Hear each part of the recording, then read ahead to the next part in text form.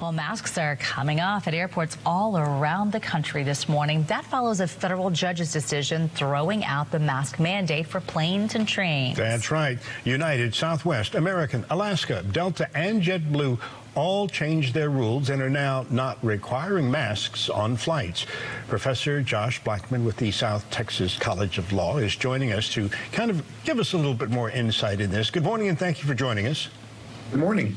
Okay, question, is the mask mandate for public transit completely over with this judge's ruling? And really, can a federal judge block a nationwide government policy?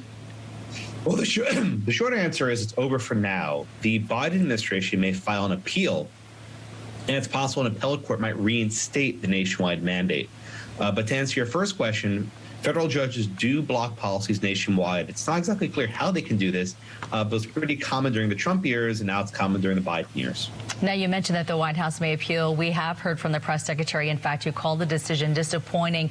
What are thoughts behind that? Are they still feeling like wearing those masks is really helping keep COVID at a low level right now? The mask mandate was supposed to expire this week, but the Biden administration extended it 2 more weeks.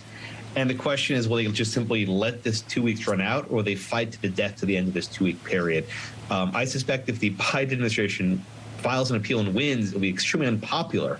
I was actually on a plane yesterday as this ruling came down and went into effect. So I actually told the flight attendant, hey, no more masks. She's like, okay, good, no more masks. So I think this will be a pretty popular ruling, everything else considered. Okay, now, in the judge's ruling, there was a phrase that was good cause exception.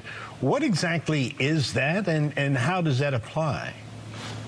Well, generally when the government wants to change a policy, they must open up for public comment for some period of time.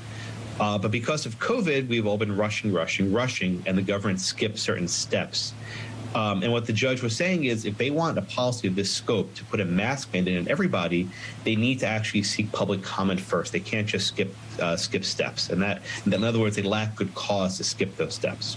Just looking back at what's happened with the Biden administration, they haven't had a lot of luck overturning COVID mandates. The Supreme Court blocked the vaccine or test rule for employees at private companies, but they did win the fight for all federal employees to be vaccinated. What do you think will happen here?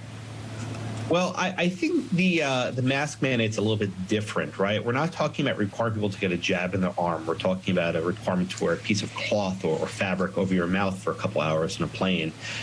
Still, Congress has never clearly appropriated a mask requirement. I think the best option, if Congress thinks it is important, Congress should do it. It should not be up to the executive branch to unilaterally impose these sorts of broad requirements. You know, when you were mentioning the good cause exception, do you think there will be any public comment allowed in order for, let's say, the appellate court to reverse the decision, or will the court just go on the merits as they stand right now?